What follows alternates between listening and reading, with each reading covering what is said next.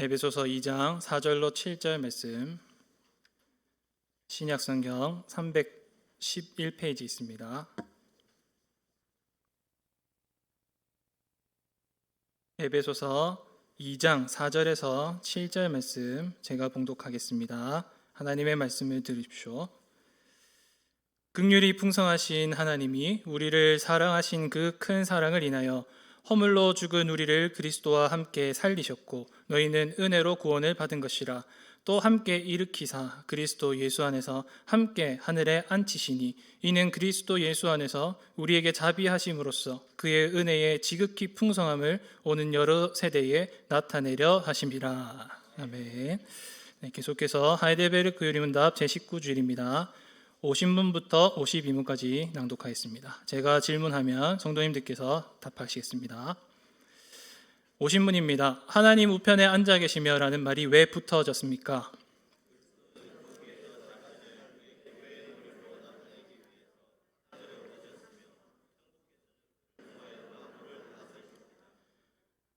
우리의 머리 대신 그리스도의 이 영광은 우리에게 어떤 유익을 줍니까?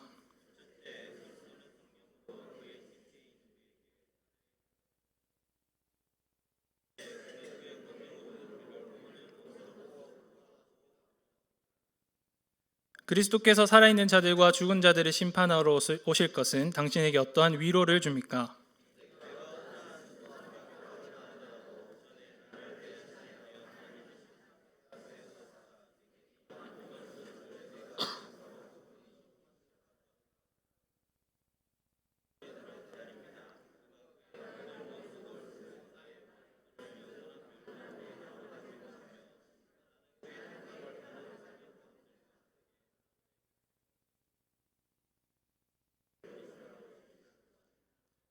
아멘. 네, 주 예수 그리스도의 사랑하는 성도 여러분, 제가 대학생 시절에 대학교 3학년 때입니다. 성경을 읽으면서 아주 큰 충격을 받았던 말씀이 있습니다. 그게 바로 오늘 방금 읽었던 에베소서 말씀입니다. 2장 5절로 6절 말씀을 보시면은 제가 한 번 더 읽겠습니다. 허물로 죽은 우리를 그리스도와 함께 살리셨고 또 함께 일으키사 그리스도 예수 안에서 함께 하늘에 앉히시니. 대학교 3학년 때 이 말씀을 처음 읽었던 것 같습니다. 설교로도 못 들어봤고 성경 묵상도 그 전까지 한 번도 못했는데 3학년 때 이 말씀을 듣고 아주 큰 충격을 받았던 경험이 있습니다. 다들 경험하셨겠지만 대학생 시절은 보통 볼품 없습니다. 가난하기도 하고 삶에 대한 여러 가지 불안 요소들 때문에 굉장히 볼품 없는 시절이죠. 사람에 따라서는 다르겠지만 저 역시 그랬습니다. 저희 집이 못 사는 건 아닌데 아버지가 엄격하셔서 용돈을 안 주셨습니다. 그래서 돈벌이를 제가 다 이제 아르바이트로 해야 했고 또 약간 조금 치열하게 살고 싶다라는 마음이 있어서 이제 매일같이 열심히 공부도 하고 또 나름대로 끼니도 조금 걸으면서 그렇게 공부를 했던 시절이었습니다. 교회에서도 열심히 봉사를 했습니다. 진짜 불평 안 하고 기쁜 마음으로 교회를 열심히 봉사했고 교수님이 제가 이제 기독교 교육과인데 닌 좀 너무 지나치게 교회 봉사하는 거 아니야 이렇게 말씀하실 정도로 교수님도 진짜 신앙인이시거든요. 목사님들이신데 좀 그만 좀 봉사해라 할 정도로 그렇게 열심히 봉사했던 시절이었습니다. 굉장히 치열하게 살았고 열심히 봉사를 했습니다. 근데 그렇게 이제 신앙생활을 하면서도 계속해서 이제 제 마음속에 의문이 드는 게 있었습니다. 그게 뭐냐면은 나는 과연 무엇을 먹고 살아야 할까라는 아주 지극히 당연한 땅에 속한 질문이었습니다.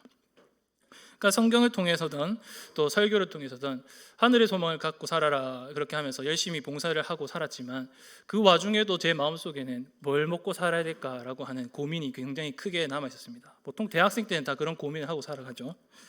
근데 어느 날 문득 이제 에베소서 2장 말씀을 읽게 되었습니다. 아주 이제 해가 비치는 낮 시간에 해양대학교에서 이 말씀을 묵상했는데 저는 이제 신비 체험까지는 아니지만 완전히 제 삶에 많은 영향을 끼쳤던 놀라운 경험을 하게 되었습니다.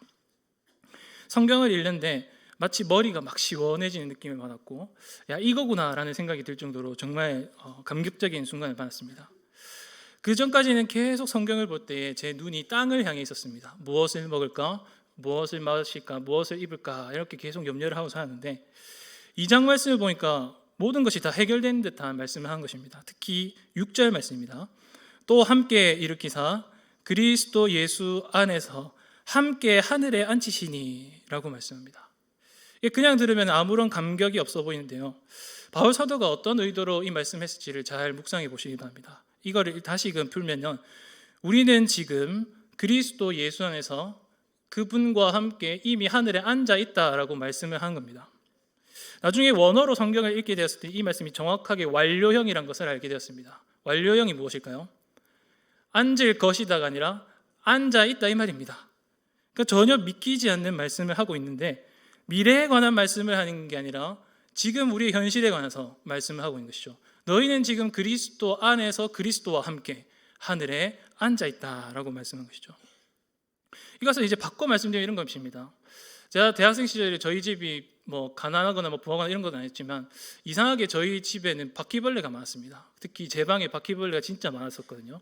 그 하루에 한 마리씩 잡는 게 일상이었는데, 그때도 이제 이런 생각이 들었습니다. 야, 이런 방에서 살아가면서 이 누추한 삶을 사는 게 인생에 무슨 매력이 있을까, 이런 생각을 하는 겁니다. 근데 이렇게 내 육신은 이런 먼지 덩어리에 바퀴벌레가 기어다니는 방구석에 처박혀 있지만, 내 진짜 현실은 성경이 말씀하는 겁니다. 너는 이미 그리스도 안에서 그리스도와 함께 하늘에 앉아 있다고 말씀하는 것이죠. 그러니까 우리 어르신들께 말씀드리자면은, 우리의 육신이 병들고 있고 또 나약하고 빌빌거리지만 이미 성경이 말씀하는 것입니다. 너희는 그리스도 예수 안에서 그분과 함께 하늘에 앉아 있다. 앞으로 그럴 게 아니라 지금부터 시작되었다라고 말씀한 겁니다. 이러한 사실이 우리에게 알려주는 것이 무엇일까요? 그리스도인의 현실이 무엇인가를 우리에게 제대로 알려주는 것입니다. 그리스도인의 참 현실이란 게 너무 놀랍다라는 것이죠. 너무 영화롭다는 것이죠. 그래서 성도 여러분, 오늘 우리가 이러한 우리의 현실에 대해서 한 번 더 고찰해 볼 수 있었으면 좋겠습니다. 우리가 살아가는 이 땅에서의 삶 말고요, 우리가 소망을 두어야 될 하늘에 대한 소망입니다. 성경이 선언하는 것처럼 우리는 하늘 시민입니다. 빌립보서 3장 20절 말씀이죠. 그러나 우리의 시민권은 하늘에 있는지라 거기로부터 구원하는 자 곧 주 예수 그리스도를 기다리노니. 여기서도 참 신비로운 말씀입니다. 우리의 시민권이 땅이 아니라 하늘에 있다라고 말씀한 것이죠. 그냥 말하는 게 아니라 진짜 우리 현실이 그렇다는 겁니다. 믿겨지지 않지만 우리는 이미 하늘에 앉아 있습니다. 그렇다면 성도 여러분, 우리는 지금 이 땅을 살아가면서 과연 이 하늘에 있다라는 사실을 어떤 식으로 받아들이며 살아야 할까요? 또 이 하늘에 대한 소망을 가져야 된다고 하는데, 그것을 우리는 어떻게 품고 살아가야 될까요? 오늘 요리문답 제19주일이 바로 이 주제에 관해서 말씀을 하고 있습니다. 요리문답 제19주일은 두 가지 주제를 말씀합니다. 오늘 제목에 나온 것처럼 첫 번째는 그리스도의 좌정, 그리고 두 번째는 그리스도의 재림입니다. 이것은 모두 우리의 소망이 지금 하늘에 있다라는 것을 우리에게 알려주는데요, 오늘은 총 세 가지 대지로서 말씀 한번 살펴보겠습니다. 화면을 보시고 제가 한번 읽어보겠습니다. 첫 번째는 그리스도의 좌정이란 무엇인가를 살펴보겠습니다. 좌정의 의미를 살펴보겠습니다. 두 번째는 그리스도의 좌정이 우리에게 주는 유익입니다. 유익이 무엇인가를 살펴보겠습니다. 마지막 세 번째, 그리스도의 재림이 우리에게 주는 위로가 무엇인지를 각각 세 번째로 살펴보겠습니다. 자, 먼저 첫 번째입니다. 그리스도의 좌정이 무엇인지를 생각해 보겠습니다. 먼저 그리스도의 좌정이라는 단어는 많이 안 들어보셨을 것입니다. 이건 한자어인데요, 화면을 한번 보여주시기 바랍니다. 앉을 좌자에 정할 정자입니다. 우리말로 풀면 어떻게 될까요? 정한 자리에 앉아 있다, 이런 뜻이 됩니다. 정한 자리에 앉아 있다. 사전을 한번 찾아봤습니다. 좌정이라고 찾아보니까 앉아 있음의 공댓말이다라고 표현을 해놨더라고요. 공댓말이 뭔지 아십니까? 저도 잘 몰랐는데 공댓말이란 것은 상대방을 굉장히 이제 존칭하는 표현이라고 합니다. 상대방을 굉장히 존칭하는데 단순한 존댓말 이상으로 가장 높으신 분께 가장 높여서 쓰는 표현을 갖다가 공댓말이라고 합니다. 그래서 이런 것을 그리스도의 좌정에다가 이제 비춰서 말씀드리면은, 좌정은 그리스도께서 정하신 자리에 앉아 있는데요, 아주 높은 곳에 앉아 있다, 이런 것을 말씀하는 겁니다. 여기서 이제 그리스도께서 앉으신 자리가 있습니다. 어디일까요? 우리 아까 니케아 신경에서도 고백했지만 하나님 아버지 우편입니다. 그곳에 지금 그리스도께서 좌정하고 계시죠. 그래서 그리스도께서 정하신 자리에 앉아 계시는데 특별히 성부께서 계신 곳에 앉아 있다. 그곳이 바로 하늘 보좌 우편이다. 이게 바로 그리스도의 좌정의 의미입니다. 이것을 이제 증거하는 성경의 여러 가지 말씀들이 있습니다. 우리 천천히 하나씩 살펴보겠습니다. 먼저 구약에 있는 두 가지 말씀을 한번 띄워주십시오. 시편 말씀에 있는 두 말씀인데요, 제가 한번 읽어보겠습니다. 시편 57편 5절 말씀입니다. 하나님이여, 주는 하늘 위에 높이 들리시며 주의 영광이 온 세계 위에 높아지기를 원하나이다. 시편 113편 5절입니다. 여호와 우리 하나님과 같은 이가 누구리요? 높은 곳에 앉으셨느니라. 이 말씀 모두 공통적으로 무엇을 말씀하고 있을까요? 하나님이 앉으신 자리가 있다고 하는데요, 어디에 앉아 있다고 말씀합니까? 하늘 위 높은 곳에 앉아 있습니다. 여기서 이제 하늘이라고 말하는 표현이 우리가 생각하는 물리적인 하늘은 당연히 아니겠죠. 지금 우리가 볼 수 있는 파란 색깔 대기권을 말하는 것은 아닙니다. 여기서 말하는 하늘은 우리의 눈으로 볼 수 없는 보통 영광의 나라라고 하는 표현이었습니다. 영광의 나라입니다. 마태복음에서는 이 나라를 뭐라고 표현할까요? 천국이라고 부르죠. 천국은 이제 우리말로 번역했을 때 천국이라 했지, 원래 원어로는 하늘들의 왕국이라는 뜻입니다. 하늘 위에 하늘이 있고 그 하늘 위에 또 하늘이 있어서 가장 높은 곳에 하나님이 계신다라는 표현이 천국입니다. 그래서 하나님께서는 기본적으로 하늘 위 높은 곳에 앉아 계십니다. 그렇다면 그 하늘 위 높은 곳에서 하나님께서는 지금 도대체 뭘 하고 있을까요?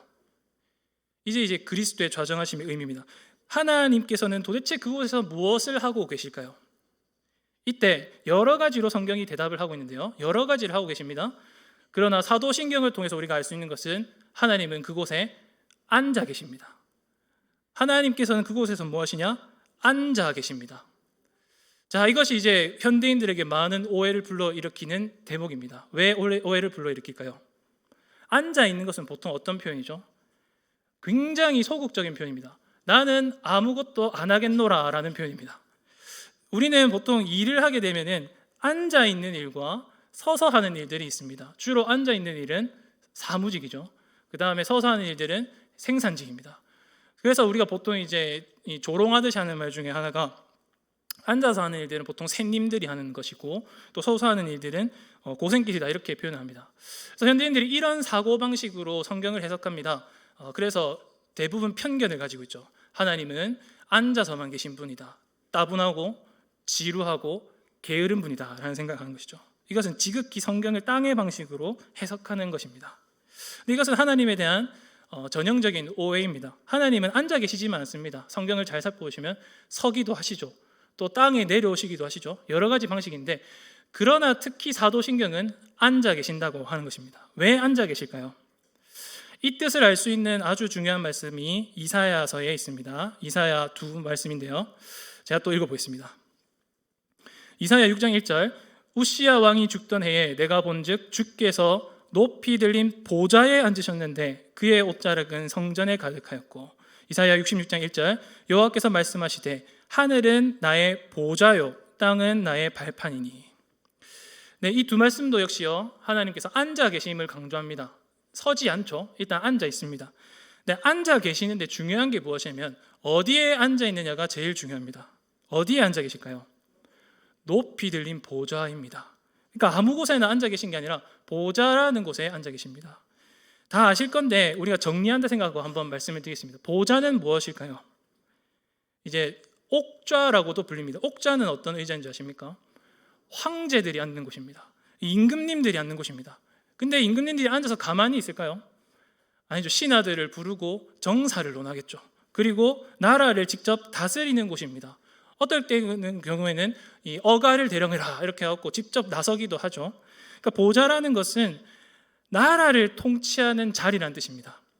즉 하나님께서는 항상 그 보좌에 앉아 계신데 이 보좌는 왕의 보좌입니다. 만국 백성을 다스리시고 온 세계 만물을 다스리시는 곳이죠. 특히 자기 백성 교회를 다스리십니다.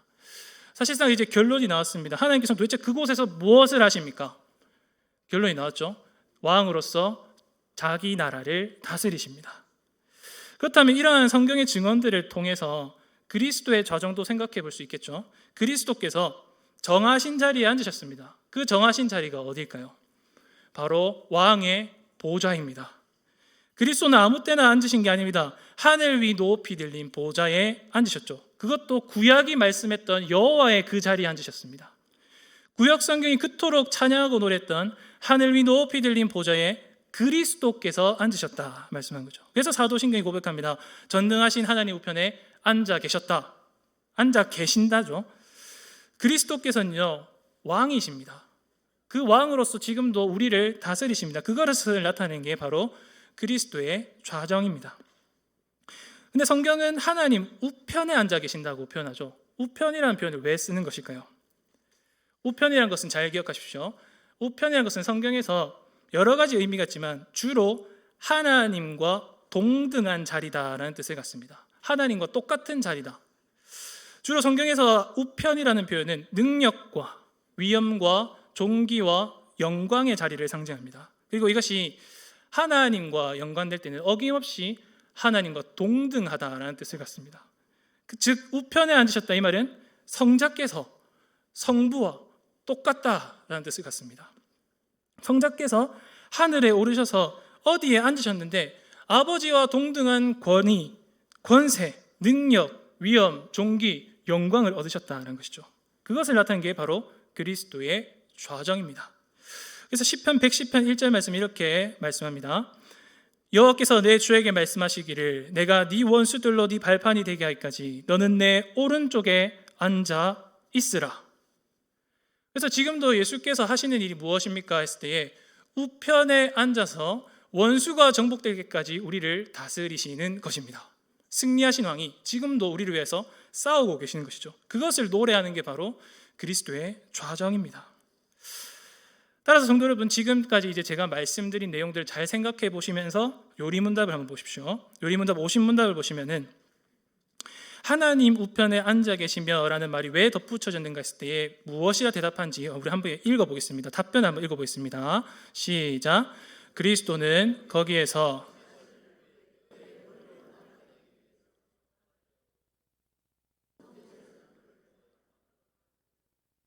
아멘. 여기서 우리가 기억해야 될 게 두 가지 표현입니다. 제가 밑줄 끄는데 교회의 머리 그리고 다스리십니다. 이 두 가지만 기억하시면 됩니다. 교회의 머리라는 표현은 지난주에 많이 다뤘기 때문에 한 가지만 덧붙여서 말씀드리겠습니다.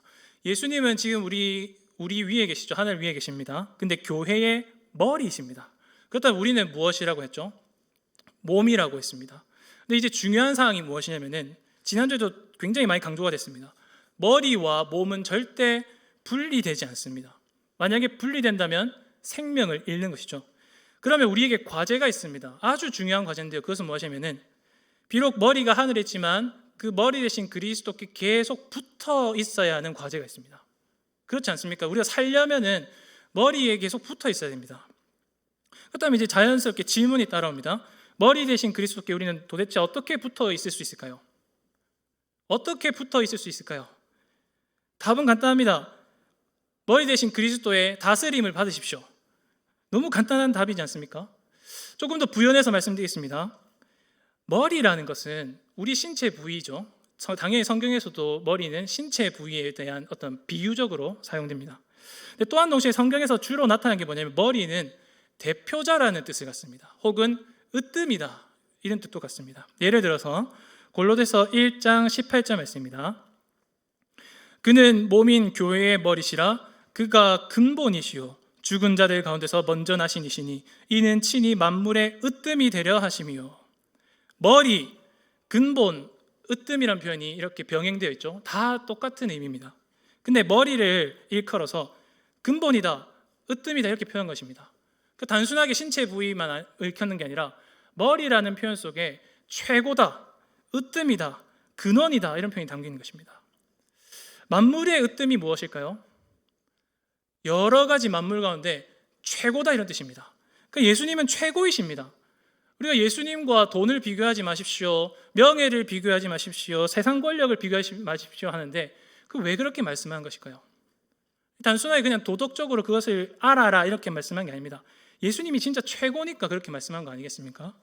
근본이란 말은 무슨 말일까요? 예수님이 우리의 시초다, 우리의 근원이다, 우리의 시작이다 이런 뜻이지 않습니까? 예수님 없이는 우리를 설명할 수 없다 이 말입니다. 우리 중심과 우리의 시작에는 언제나 예수님이 계신다 이런 표현입니다. 교회의 머리라는 표현 속에 으뜸, 근본이라는 표현이 다 들어있는 것입니다. 그래서 성도 여러분, 한번 생각해 보십시오. 우리는 이 땅을 살아가면서 과연 누구의 다스림을 받아야 옳은 것일까요? 지혜로운 것일까요? 당연히 머리 되시고 근본 되시고 으뜸 되시는 분을 따라가야 되겠죠. 그리스도의 다스림을 받아야 됩니다. 이것을 우리 삶에 한번 적용해 보십시오. 우리는 어떻게 그리스도의 다스림을 받아야 될까요? 매일 아침마다 눈 뜨면서 혹시 하나님을 찬양해 본 적 있으십니까? 예전에 이제 제가 대학생 시절에 교육을 받을 때 목사님이 한번 그렇게 해보라 하더라고요. 아침에 깰 때에 찬양을 해보라. 그래서 그 찬양을 한번 교육을 시키셨습니다. 왕이신 나의 하나님이 찬양이지 않습니까? 왜 그 찬양을 배워라 했을까, 해보라 했을까 생각했을 때 진짜 그런 것 같습니다. 우리 삶 하루 전체를 왕이신 우리 하나님께 그리스도께 맡겨보라는 의미에서 그 찬양을 부르라 하지 않는가 싶습니다. 이런 식으로 한번 적용해 보십시오. 아침마다 깨어났을 때에 눈을 들어서 그곳을 바라보십시오. 하늘 위 높이 들린 보좌에 계신 어린 양 그리스도를 한번 바라보십시오. 점심 때는 어떻게 해야 될까요?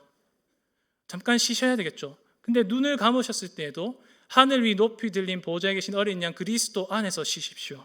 저녁에는 어떻게 해야 될까요? 삶의 여러 가지 어려움들과 고통들이 있지 않습니까? 그것을 기도로서 승화하십시오. 누구에게 기도해야 될까요? 하늘 위 높이 들린 보좌에 계신 어린 양 예수 그리스도께 기도하십시오. 이게 바로 그리스도의 좌정입니다. 그분의 다스림을 받고 살아가는 게 이런 의미가 있는 것입니다. 하늘에 소망을 갖고 매일 아침, 점심, 저녁 살아가십시오. 그리고 두 번째 대지입니다. 앞서 제가 이제 말씀드린 게 그리스도의 좌정의 의미였습니다. 그 의미는 바로 그 왕의 다스림을 받으라는 것입니다. 그렇다면 이제 자연히 따라오는 질문이 있습니다. 그렇다면 우리가 왕의 다스림, 곧 그리스도의 다스림을 받으면 얻게 되는 유익이 무엇인가라는 질문이 있을 수 있습니다. 내가 예수님을 왕으로 모시고 그분을 찬양하면서 삶을 살아가면은 따라오는 유익들이 있어야 됩니다 라고 질문하는데 그 대답이 바로 요리문답 제51문답에 있습니다. 두 가지 유익을 말씀합니다. 여러 유익들 중에 대표적인 두 가지입니다. 화면 한번 보여주시면 딱 이렇게 정리됩니다. 첫째, 하늘의 은사들을 주십니다. 두 번째, 보호와 보존을 약속하십니다. 우리가 예수님을 왕으로 모시게 되면요, 이런 유익들이 있습니다. 그 중에서 오늘은 분량상으로 첫 번째만 살펴보겠습니다. 두 번째 유익은 2주 뒤에 21문단 교회에서 다시 다룰 겁니다. 보호와 보존은 그때 다룰 테니까 오늘 첫째 유익만 살펴보겠습니다. 먼저 첫째 유익입니다. 그리스도를 왕으로 모시게 되면 우리가 얻는 유익이 무엇일까요? 하늘의 은사들을 받게 될 것입니다. 자, 이것은 사실상 굉장히 어렵고 또 논쟁거리가 있는 문제입니다. 오늘은 개요적으로 잘 정리를 한번 해보도록 하겠습니다. 먼저 요한계시록 22장 1절로 2절 말씀 보겠습니다. 한번 화면을 보면서 우리 같이 한번 읽어보겠습니다. 함께 읽겠습니다. 시작. 또 그가 수정같이 맑은 생명수의 강을 내게 보이니 하나님과 및 어린 양의 보좌로부터 나와서 길 가운데로 흐르더라. 강 좌우에 생명나무가 있어 12가지 열매를 맺되 그 나무 잎사귀들은 만국을 치료하기 위하여 있더라. 네, 이 말씀은 새하늘과 새 땅에 관한 말씀이죠. 자, 여기 보시면은 중요한 단어가 두 가지 있습니다. 생명수의 강과 보좌이죠. 보좌는 무엇이라 했죠? 네, 그리스도께서 앉으시는 좌정하시는 자리입니다. 일단은 보좌는 우리가 알고 있습니다.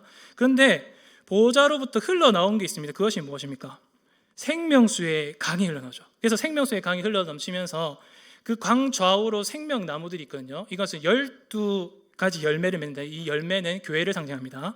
이 열매를 통해서 사람들을 상기고 만국들을 살려냅니다. 그 잎사귀들을 통해서 만국을 치료하는 일들이랍니다. 모든 것은 다 보좌로부터 흘러나오고 생명수 강이 이뤄내는 일들이죠. 그다음에 이제 이 질문이 그럼 그리스도께서 좌정하시고 그 자리로부터 뭐가 나오고 있구나. 그게 생명수 강이구나라는 것을 알았습니다. 그러면 생명수 강이 도대체 무엇일까요? 이것을 이제 시편 46편, 에스겔 47장, 스가랴 14장이 똑같이 말씀하는데 저는 신약에 있는 말씀 한 구절만 인용하겠습니다. 요한계시록을 기록한 저자가 사도 요한이죠. 그가 기록한 또 다른 책입니다. 요한복음 7장 37절로 39절입니다. 이것도 한번 같이 읽어볼까요? 화면을 보면서 읽어보겠습니다. 시작. 명절 끝날 곧 큰 날에 예수께서 서서 외쳐 이르시되 누구든지 목마르거든 내게로 와서 마시라. 나를 믿는 자는 성경의 이름과 같이 그 배에서 생수의 강이 흘러나오리라 하시니 이는 그를 믿는 자들이 받을 성령을 가리켜 말씀하신 것이라. 네, 답이 너무 쉽게 나와서 설명드릴 게 없지만 그래도 조금 설명드리겠습니다. 이 말씀해 보시면은 예수님께서 초막절에 이 제자들에게 말씀하십니다. 그 배에서 생수의 강이 흘러나오리라 말씀하셔. 이 우리말 성경에서 이제 그 배라는 것은 헬라어로 코일리아라고 합니다. 이 코일리라라고 하는 단어는요, 우리말로 주로 배라고 번역을 했습니다. 근데 헬라어에서는 보통 어떤 단어 의미가 있냐면 어머니의 모태라는 뜻을 갖습니다. 어머니의 모태가 뭘까요? 이제 아이가 이제 출생하기 전에 그 어머니 뱃속에 있는 그 장소를 가리키죠. 모태. 그래서 헬라어권에서는 코일리아를 모태라고 번역하면서 또한 동시에 어떤 의미로 사용하냐면은 존재의 가장 깊은 근원이라는 뜻으로 사용합니다. 존재의 근원이다라는 뜻으로도 사용합니다. 이때 이제 존재의 근원에서 생수의 강이 흘러나오리라 말씀하죠. 그래서 근원은 누구일까요? 이미 아까 또 말씀을 드렸던 게 골로새서 말씀이죠. 골로새서에서 그리스도를 일컬어 우리의 근본이라고 했습니다. 근본이 무슨 뜻일까요? 근원이라는 뜻입니다. 존재의 근원이라는 뜻이죠. 그러니까 말 그대로 요한복음에서 말씀한 이 배라는 것은 그리스도를 가리킵니다. 그리스도의 보좌를 나타낸 것이죠. 그리고 그 보좌로부터 생수의 강이 흘러나옵니다. 그리고 답은 정확하게 나와 있죠. 39절 말씀에 보면 이는 그를 믿는 자들이 받을 성령을 가리켜 말씀하신 것이라. 그래서 이제 정리를 하면요, 보좌로부터 흘러나오는 생수의 강이 있는데 그 생수의 강은 성령님이십니다. 그래서 정리를 한번 해보겠습니다. 그리스도의 좌정하심을 생각했을 때 우리에게는 유익이 있습니다. 왕이신 그리스도의 다스림을 받으면요, 그의 백성들은 하늘의 은사들을 받게 될 것입니다. 근데 하늘의 은사들이 무엇일까요? 이 은사라는 단어가 재밌습니다. 헬라어로 카리스마라고 부릅니다.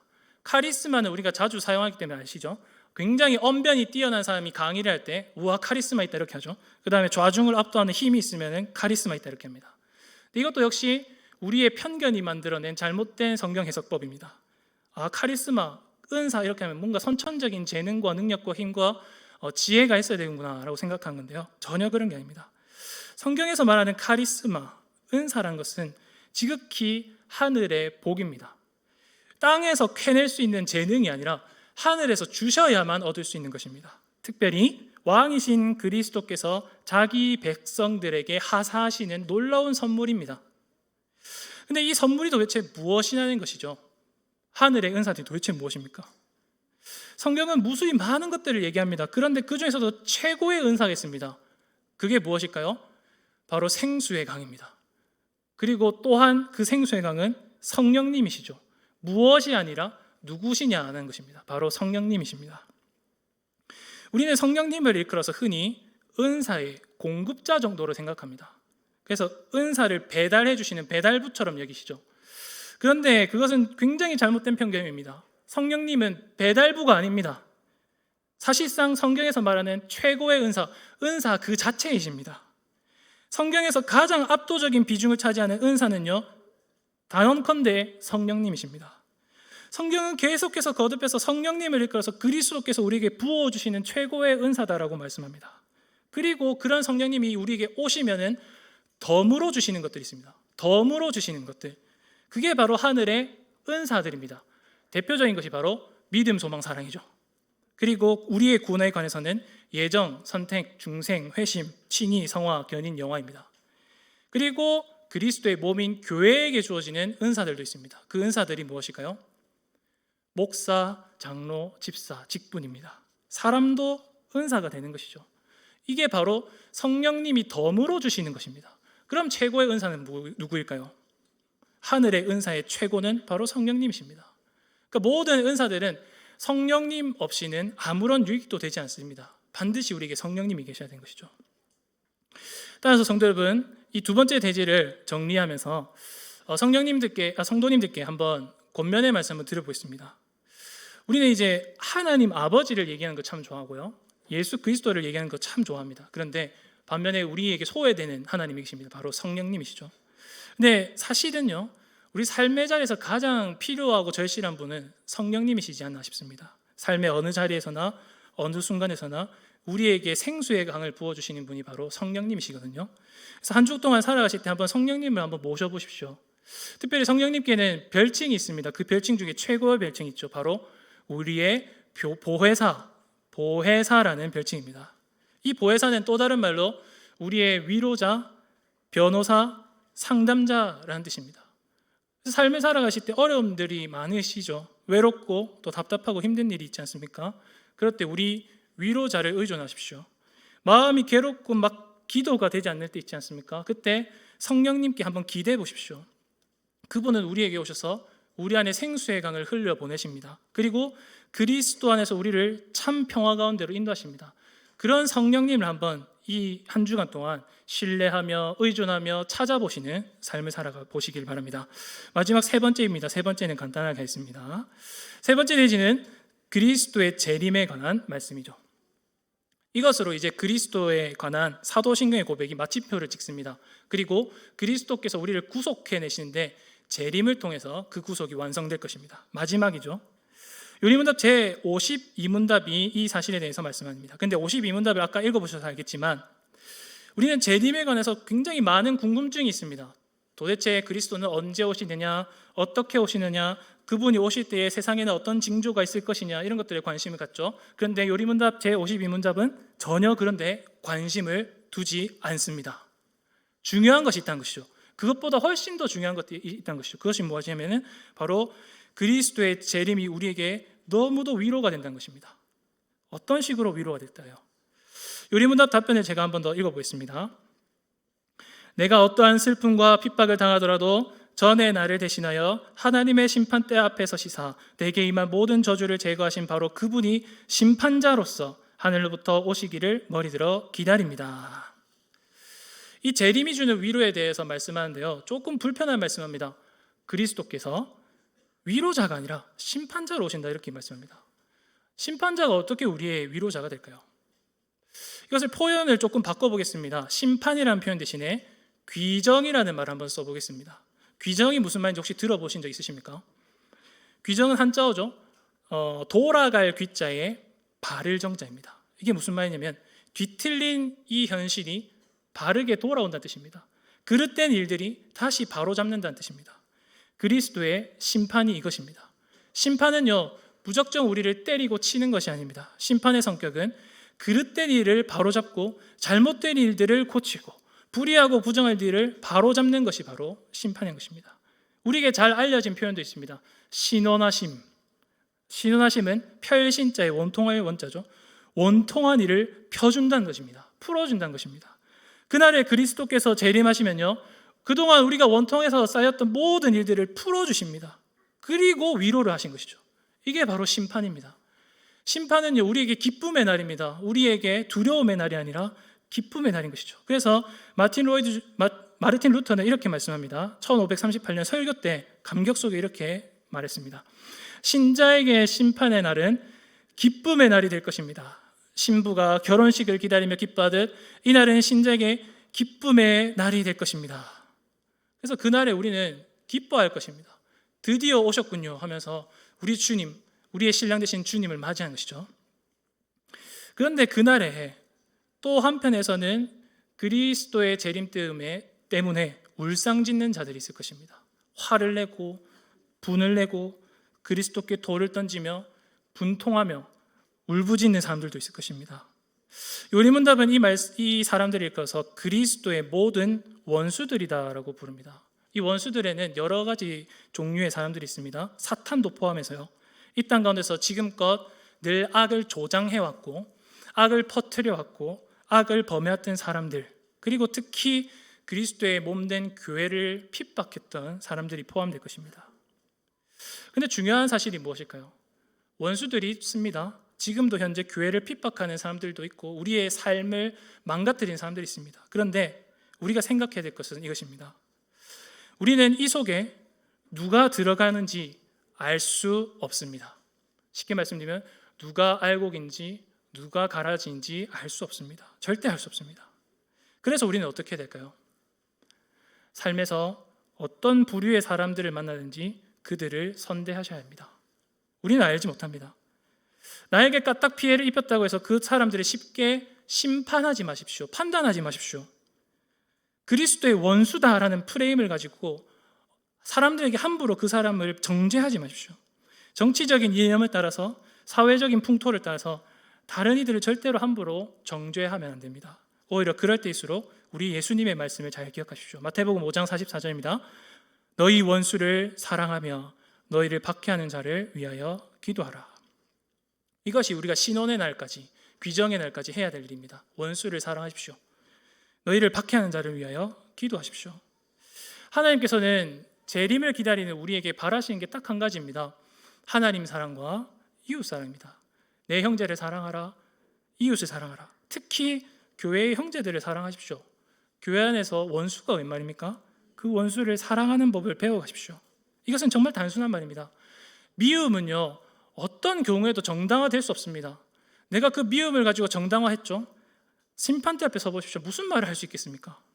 아무 말 할 수 없는 것이죠.